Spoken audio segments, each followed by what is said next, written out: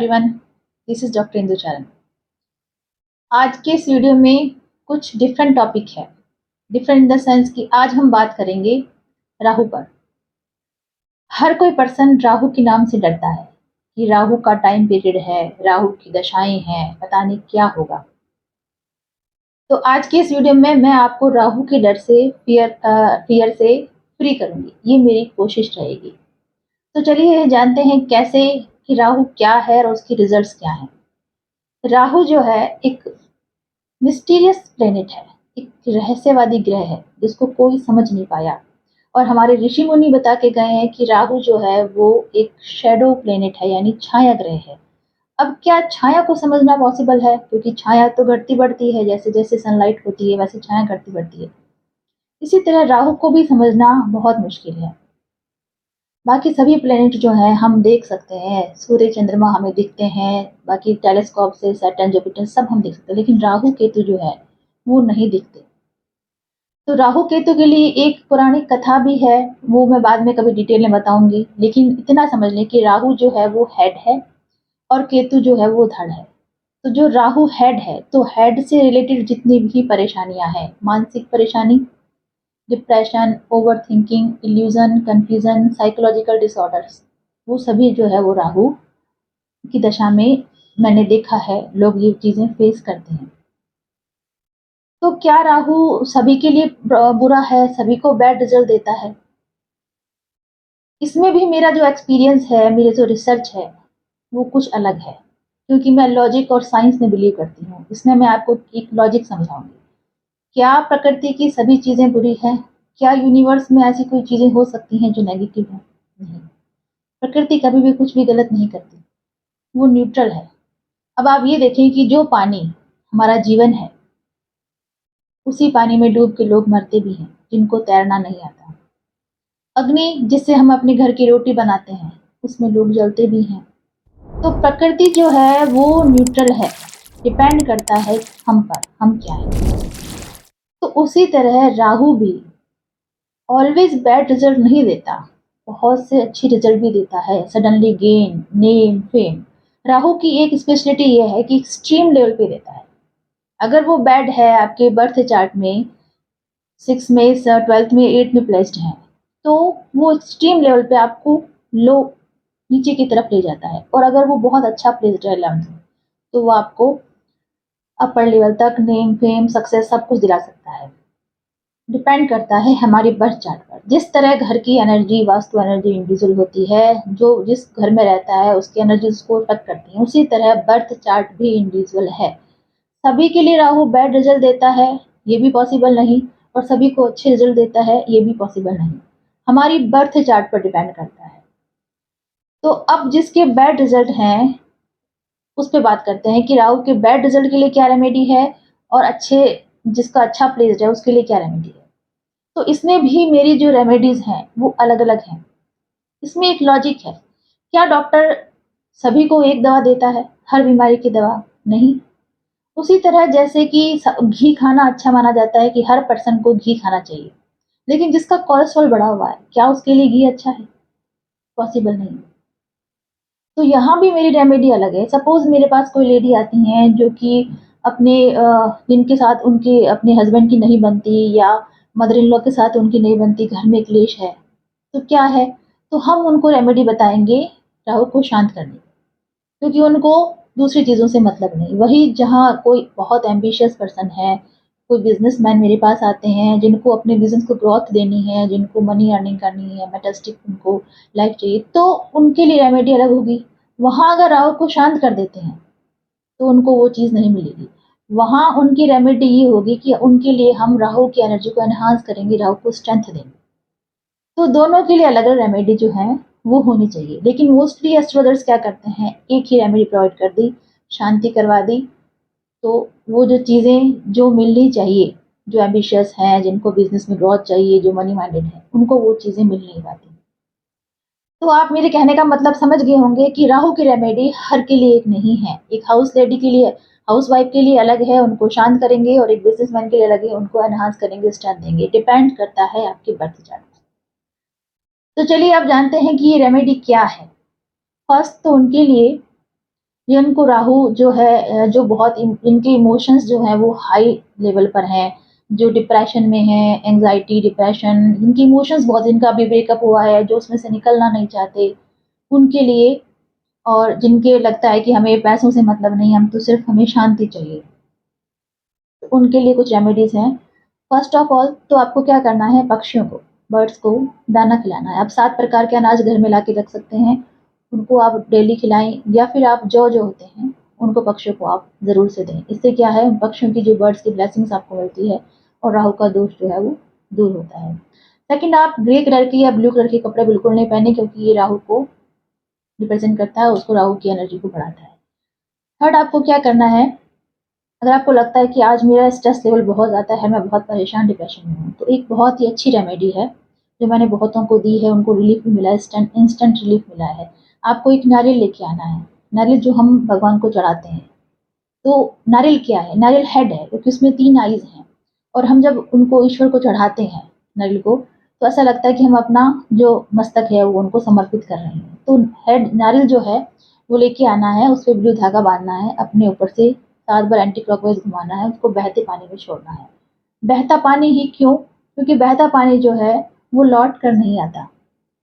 उसी तरह जो बुरी दशाएँ हैं, जो नेगेटिविटी है, वो उसमें बह जाती हैं, वो लौट कर नहीं आती। अगर आपके पास में कोई बहता पानी की ज कोई नहीं है जगह, तो आप उसको मंदिर में रखें। इस तरह हर जगह आपको उसको नहीं फेंकना है। आपको बहुत ही जल्दी इसका रिलीफ मिलेगा।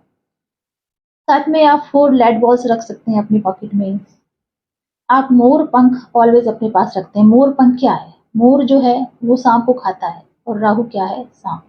तो मोर पंख भी आप ऑलवेज़ रखें। इससे क्या है, राहु जो है वो शांत होगा और उसके बैड रिज़ल्ट जो है वो उससे आप बच पाएँगे। अब मैं बता रही हूँ उनके लिए जो बिज़नेसमैन हैं, जिनको बिज़नेस को ग्रोथ देनी है, जिनको राहु की एनर्जी को एनहांस करना है, स्ट्रेंथ देनी है राहु को। वो मंत्र चैंट कर सकते हैं राहु का, ओम राहवे नमः, या वो गोमेद पहन सकते हैं, ब्राउन कलर का एक स्टोन है, वो धारण कर सकते हैं। इससे भी राहु की एनर्जी जो है वो एनहांस हो जाती है, बढ़ जाती है। ग्रे कलर के, ब्लू कलर के कपड़े पहने, अगर मीटिंग्स हैं, मीटिंग्स में जाएँ, कोई डील है, तो इस तरह जो है वो राहु को स्ट्रेंथ दे सकते हैं। तो आज की इस वीडियो में मैंने आपको बताया कि कैसे राहु को शांत करना है और कैसे राहु को स्ट्रेंथ देनी है, डिपेंड करता है आप पर। होप मैंने आपके उस फ़ियर को निकाला है, उस फ़ियर से आपको फ्री किया है कि राहु ऑलवेज़ बैड रिज़ल्ट नहीं देता।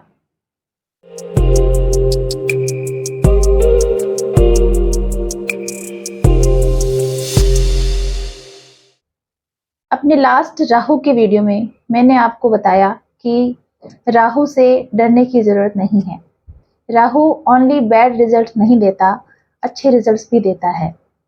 और आज के इस वीडियो में मैं बात करूँगी वास्तुशास्त्र की, कि घर में घर की जो एनर्जीज़ है, किस तरह इफ़ेक्ट करती हैं हमारी लाइफ पर, और राहु का क्या रोल है। घर में किस तरह एनर्जी इम्बैलेंस होने से राहु जो है वो बर्थ चार्ट में बैड रिजल्ट देता है। इसको बहुत ही ईज़ी वे में समझेंगे, और आप सभी अपने घर की वास्तु एनर्जी से चेक कर सकते हैं मेरा वीडियो देखने के बाद। तो आइए सबसे पहले जानते हैं कि कौन सी डायरेक्शन है राहु की। राहु की जो डायरेक्शन है वो है नैऋत्य कोण, साउथ वेस्ट जोन, दक्षिण पश्चिम का कोना। दक्षिण और पश्चिम के बीच की जो जोन है वो है साउथ वेस्ट जोन। इसे नैऋत्य कोण बोलते हैं। ये अर्थ एलिमेंट को रिप्रेजेंट करता है, और ये राहु की डायरेक्शन है। अगर इस डायरेक्शन में कुछ दोष है, एनर्जीज इम्बैलेंस है, तो आपके बर्थ चार्ट के राहु भी जो है आपको बैड रिजल्ट देते हैं। कैसे दोष कैसे हो सकते हैं? सपोज आपके साउथ वेस्ट जोन में वॉशरूम्स, टॉयलेट हैं, वाटर बॉडी है, पानी की टंकी है, या गंदगी है, तो क्या होता है कि राहु की एनर्जीज भी डिसबैलेंस होती है आपके बर्थ चार्ट में। अब इसको इस तरह समझें कि जो साउथ वेस्ट जोन है, दक्षिण पश्चिम जो कोना है, वो है अर्थ एलिमेंट। अर्थ यानी मजबूती, स्टेबिलिटी। ये जो साउथ वेस्ट के एट्रीब्यूट्स हैं वो है स्टेबिलिटी, हर एक फील्ड में स्टेबिलिटी, आपके रिश्तों में स्टेबिलिटी, माइंड की स्टेबिलिटी, फाइनेंशियल स्टेबिलिटी, हर चीज़ में हम स्टेबल होना चाहते हैं। लेकिन अगर ये डायरेक्शन जो है आपकी इम्बैलेंस है, तो किसी भी चीज़ में आप स्टेबल नहीं हो पाएंगे, ना आप रिश्तों में स्टेबल हो पाएंगे, ना आप करियर में स्टेबल हो पाएंगे, ना आप फाइनेंशियली स्टेबल हो पाएंगे। तो इस डायरेक्शन का स्टेबल होना, स्ट्रॉन्ग होना बहुत ज़रूरी है हर एक के लिए, क्योंकि रिश्ते हमारी लाइफ में बहुत वैल्यू रखते हैं। स्टेबिलिटी बहुत वैल्यू रखती है। अगर हमारा माइंड स्टेबल नहीं है, हमारा करियर स्टेबल नहीं है, तो हम उस लाइफ को कैसे जिएंगे? स्टेबिलिटी बहुत ज़रूरी है। तो अर्थ एलिमेंट मीन्स स्टेबिलिटी। अब अगर वहां पर आपके घर में साउथ वेस्ट में पानी की टंकी है, वाटर बॉडी है, तो क्या होगा? या टॉयलेट है, तो क्या होगा? अर्थ, अगर वहां पर कंटिन्यूस पानी रहेगा तो क्या होगा? अर्थ जो है वो कमजोर हो जाएगी, जो धरती है वो धंसने लगती है अगर कंटिन्यूस वहां पानी रहे तो। उसी तरह आपके रिश्ते, आपके घर के जो रिश्ते हैं, रिलेशनशिप्स हैं, वो धंसते चले जाएंगे, कमजोर होते चले जाएंगे। आपकी स्टेबिलिटी, आपकी माइंड की peace, mental stability, financial stability, सब कुछ जो भी स्टेबिलिटी है वो सब जो है धीरे धीरे वीक होती चली जाएगी। तो इस जोन को जो है वो बैलेंस करना बहुत से ज़रूरी है। तो जिनके घरों में टॉयलेट है, वॉशरूम्स है, वाटर बॉडी है, उनको वहाँ से वो चीज़, या तो वाटर बॉडी को तो देखो रिमूव ही करना पड़ेगा, वहाँ से हटाना पड़ेगा। और अगर टॉयलेट है तो उसकी बहुत सी रेमेडीज़ हैं, जैसे कि ब्रास के स्ट्रिप्स लगा सकते हैं वहाँ पर, या जियोपैथी रोड वगैरह जो आती हैं वो लगा सकते हैं। लेकिन अगर पानी है तो उसके तो आपको उसको वहाँ से हटाना पड़ता है। अगर वो वहाँ पर वाटर बॉडी है तो क्या होगा? वही जो मैंने बताया, स्टेबिलिटी नहीं रहेगी रिश्तों में, किसी भी चीज़ में। और आपके बर्थ चार्ट में अगर राहु 8th में प्लेस्ड है तो वो और बैड रिजल्ट देगा। अगर 11th में प्लेस्ड अच्छा रिजल्ट दे रहा है तो उसका रिजल्ट आधा हो जाएगा, और अगर वो 8th में प्लेस्ड है या 12th में प्लेस्ड है तो उसके रिजल्ट जो है वो बैड से आपको देखने को मिलेंगे। सेकंड एक और डायरेक्शन है। राहु क्या है? मैंने आपको लास्ट वीडियो में बताया, राहु है हेड, यानी मानसिक जो भी डिसऑर्डर्स हैं या परेशानियां हैं या मानसिक स्थितियां, साइकोलॉजिकल डिसऑर्डर्स जो हैं वो राहु देता है, क्योंकि राहु सिर्फ हेड है। तो हेड से ऊपर से रिलेटेड जो बीमारी होगी वो राहु देता है। तो आपके घर का north east zone, north east यानी उत्तर और पूर्व का जो कोना है, वो है नॉर्थ ईस्ट जो जोन है वो है आपके मेंटल हेल्थ से रिलेटेड। मेंटल हेल्थ मीन्स कि आपकी मेंटल पीस। अगर आपकी लाइफ में नॉर्थ ईस्ट, आपके घर में नॉर्थ ईस्ट में टॉयलेट है या वो वॉशरूम है या क्लटर्स हैं, हैवी चीज़ें हैं, तो वहाँ पर आपको मानसिक परेशानियाँ झेलने को मिलेगी। सबसे पहला लाइफ में हमें क्या चाहिए? Mental peace. Nothing is important, कुछ भी इम्पोर्टेंट नहीं है, लेकिन आपकी मेंटल पीस जो है वो बहुत इंपॉर्टेंट है। अगर वो ही नहीं है तो आप चाहे आपके पास कितना भी पैसा है, आप उस लाइफ को जी नहीं पाएंगे। इसीलिए वास्तुशास्त्र में नॉर्थ ईस्ट जोन को सबसे इंपॉर्टेंट डायरेक्शन जो है मानी जाती है। और नॉर्थ ईस्ट जो है उस जोन में अगर कुछ इम्बैलेंसिंग है तो उसके रेमेडीज भी बहुत कम है। टॉयलेट की रेमेडी है ही नहीं नॉर्थ ईस्ट की। अच्छा, नॉर्थ ईस्ट अगर इम्बैलेंस है तो मैंने देखा है बहुत सी असाध्य बीमारियां जो काफ़ी लंबे टाइम तक चलती है, इस तरह की बीमारियां जो है लोग फेस करते हैं। तो नॉर्थ ईस्ट जोन जो है उसमें क्या होना चाहिए? नॉर्थ ईस्ट जोन में टॉयलेट नहीं होनी चाहिए, कोई बाहरी चीज़ नहीं होनी चाहिए। इसको इस तरह समझिए, एंशिएंट अगर वास्तुशास्त्र की बात करूं तो हम सभी ने सुना है कि जो वास्तु पुरुष है तो उनका जो हेड है, पुरुष का जो हेड है वो है नॉर्थ ईस्ट में, और लेग जो है वो है साउथ वेस्ट में। तो जब वहां पर हैवी चीज होगी तो अगर आपके सर पे कोई भार रख दे तो आप उसको कितनी देर तक बियर कर सकेंगे? उसी तरह वहां हैवी चीज नहीं होनी चाहिए, लाइट वेट होना चाहिए, वहां कोई चीज खुली, खिड़कियां दरवाजे होने चाहिए। वहीं अगर आप टॉयलेट है आपके, तो क्या किसी के हेड पर अगर कोई आप गंदगी करें, वो आपको कितनी देर तक बियर करेगा? क्या वो आपको ब्लेसिंग्स देगा? नहीं। उसी तरह वास्तु पुरुष के हेड पर यानी नॉर्थ ईस्ट में अगर कोई वॉशरूम है, टॉयलेट है, तो उसके नेगेटिव रिजल्ट आपको जरूर से मिलेंगे। वो जो वहां हेड है वहां पर कोई भी नुकीली चीज नहीं होनी चाहिए, वहां गंदगी नहीं होनी चाहिए। आप ये समझ लें कि वो आपका हेड है, और हेड पे अगर गंदगी है, भारी चीजें हैं, तो आप जिंदगी कैसे जिएंगे? तो मैंने आपको अभी तक बताया कि राहु से रिलेटेड जो है वो दो डायरेक्शन है। एक तो साउथ वेस्ट है, नैऋत्य कोण जो राहु के स्वामी है, और एक मानसिक परेशानी या डिप्रेशन, एंजाइटी, ओवर थिंकिंग, उसकी डायरेक्शन है नॉर्थ ईस्ट जोन। इन दोनों को आपने अब चेक करना है कि आपके नॉर्थ ईस्ट में और साउथ वेस्ट में क्या है। साउथ वेस्ट जोन में अगर टॉयलेट है या फिर वाटर बॉडीज हैं तो रिश्तों में भी आप देखेंगे आपके रिश्तों में मिठास नहीं रहेगी और पितर जो है आपके, उनकी ब्लेसिंग्स भी आपको नहीं मिले, क्योंकि ये पितरों की जोन भी है। अब हम बात करेंगे रेमेडी की, कि क्या रेमेडी करनी चाहिए। तो सबसे पहले तो साउथ वेस्ट की रेमेडी ये है कि वहां पर एंटी कलर नहीं होना चाहिए, वहां पर येलो कलर होना चाहिए। एंटी कलर मीन्स कि वहां ग्रीन कलर नहीं हो, ब्लू कलर नहीं हो, वहां येलो कलर हो। येलो यानी earth element, brown colour earth element से रिप्रेजेंट करता है। तो वहां जो है वो अर्थ एलिमेंट जो है वो मजबूत होता है और स्टेबिलिटी आती है रिश्तों में, आपके लाइफ में।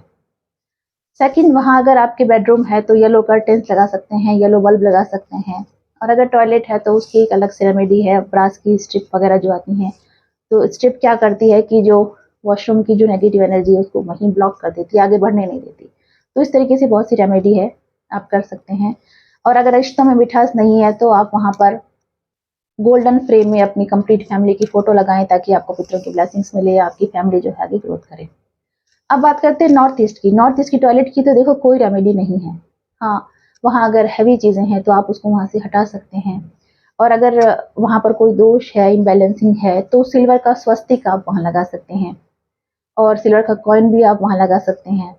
वहाँ की जो एनर्जी है वो सिल्वर के मेटल से एनहांस होती है और जो कोई दोष है वो उससे दूर हो सकते हैं। और अगर कंप्लीट नॉर्थ ईस्ट में टॉयलेट नहीं है तो उसकी फिर रेमेडी है। उसकी रेमेडी एल्यूमिनियम का स्ट्रिप वहाँ लगा सकते हैं। नॉर्थ या नॉर्थ ईस्ट में टॉयलेट है तो एल्यूमिनियम का स्ट्रिप लगा सकते हैं वहाँ पर। तो इस तरीके से हम अपने घर की वास्तु एनर्जीज को बैलेंस कर सकते हैं।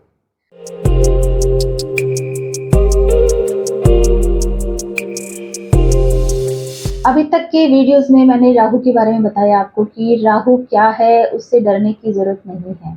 और राहु की वास्तु एनर्जी के घर में किस तरह वास्तु एनर्जी को बैलेंस करके हम अपनी बर्थ चार्ट में राहु की एनर्जी को बैलेंस कर सकते हैं। और आज की इस वीडियो में बताऊंगी राहु की महादशा का फल। जिनको भी राहु की महादशा है, अंतरदशा है, या जो भी जिनको लगने वाली है, वो इस कॉन्सेप्ट को आज ही क्लियर कर ले कि राहु का रिजल्ट क्या रहेगा उनके लिए।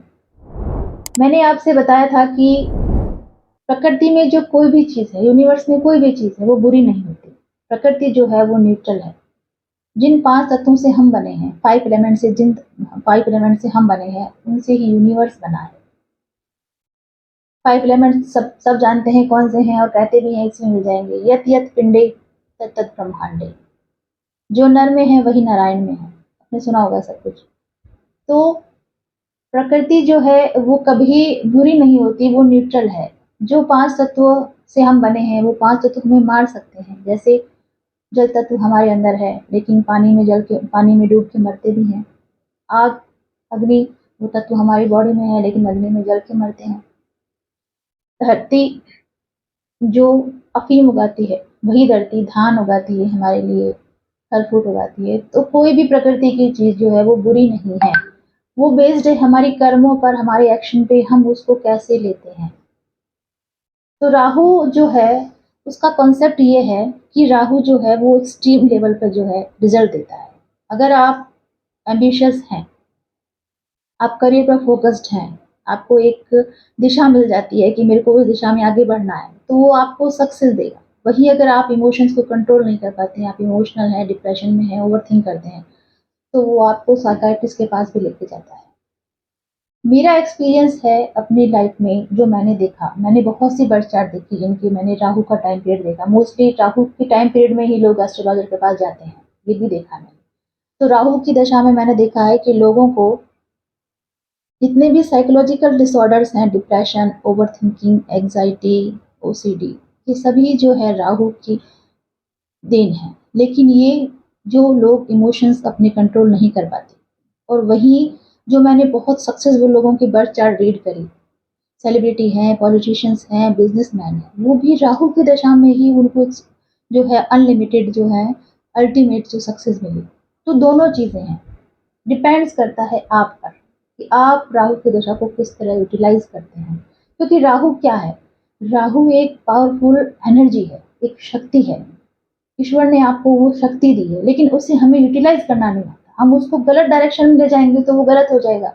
और अगर हम उस शक्ति को, उस एनर्जी को सही डायरेक्शन में लेके जाते हैं तो उसका रिजल्ट बहुत अच्छा मिलता है। हम कैसे उसको यूज करते हैं वो देखने की जरूरत है।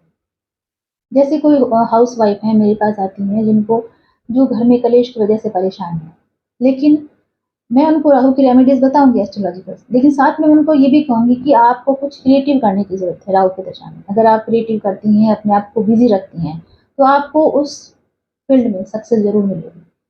तो आपने अपने इमोशंस को कंट्रोल किया, अपने आप को बिज़ी रखा और आपको एक डायरेक्शन मिली। ये है राहु। और अगर इसको और क्लियर करें, तो राहु को आप समझ सकते हैं, आप एस्ट्रोलॉजी को इस तरह समझिए कि एस्ट्रोलॉजी जो है एक वेदर ब्रॉडकास्ट की तरह है, कि मौसम जिस तरह मौसम विभाग भविष्य संभावनाएँ व्यक्त करता है कि ये होगा, बारिश होगी। और प्लैनेट्स जिनकी दशाएँ आती हैं, वो इस तरह समझें कि जिस तरह वेदर चेंज होता है। तो क्या वेदर चेंज होना गलत है? क्या ऑलवेज़ वेदर जो मौसम जो चेंज होगा वो बुरा होगा? नहीं, जैसे बारिश है। बारिश बहुत लोगों के लिए अच्छी है, बहुत लोगों के लिए बुरी है। अब अगर किसानों की बात करूँ, तो जिनकी खेती जो है बारिश के पानी से होती है, उनके लिए तो बहुत अच्छा है। वही अगर कोई कॉन्ट्रैक्टर है, बिल्डर है जो अपना बिल्डिंग बना रहे हैं, उनके लिए बहुत बुरी खबर है, काम रुक जाएगा। तो वो डिपेंड करता है आप पर कि आप उसको कैसे लेते हैं। सेम ऐसे ही राहु में है। जिनको राहु की महादशा है, वो पहले से डर जाते हैं या कुछ नेगेटिव कोई बता देता है उनको कि ऐसा हो जाएगा, ऐसा नहीं है। आपको अपने इमोशंस पे कंट्रोल करना है। अगर आप अपने इमोशंस पे कंट्रोल नहीं करते, सपोज़ कोई लेडी है, वो उसको लगता है घर में कलेश है, वो उसी उसी को सोच-सोच के डिप्रेस हो जाएगी। किसी का अभी ब्रेकअप हुआ है, तो उसको सोच-सोच के वो डिप्रेस हो जाएगा, सुसाइड तक के केसेस हो जाते हैं, डिप्रेशन राहु एक्सट्रीम लेवल पर डिप्रेशन दे देता है। अगर हम उस इमोशंस को कंट्रोल कर लें और उस जो एनर्जी है, उस वक़्त जो राहु की दशा है, उसको अगर आप यूटिलाइज़ करके अपने एम्बिशन में, अपने करियर पे फ़ोकस हो जाएँ, तो वो आपको बहुत अच्छी, बहुत ही अल्टीमेट सफलता दिला सकता है, सक्सेस लेवल पे लेके जा सकता है। ये है राहु का रिज़ल्ट, राहु की महादशा का। तो इसमें डरने की कोई ज़रूरत नहीं है। अब जो एस्ट्रोलॉजिकल रेमेडी मैंने आपको लास्ट वीडियो में बताया था कि ग्रे कलर के कपड़े नहीं, जिसको भी शांत करना है राहु को, उनको ग्रे कलर या ब्लू कलर नहीं पहनना है, लेड बॉल्स रख सकते हैं और जिनको एनर्जी देनी है वो मंत्र पढ़ सकते हैं, राम ओम राम रावे नमः और गोमेद पहन सकते हैं। लेकिन एस्ट्रोलॉजिकल रेमेडीज़ करने के बाद भी कई लोग मुझे ये कहते हैं कि हमें रिज़ल्ट नहीं मिलता, जो एस्ट्रोलॉजिकल रेमेडी उपाय काम नहीं करते, क्यों नहीं करते?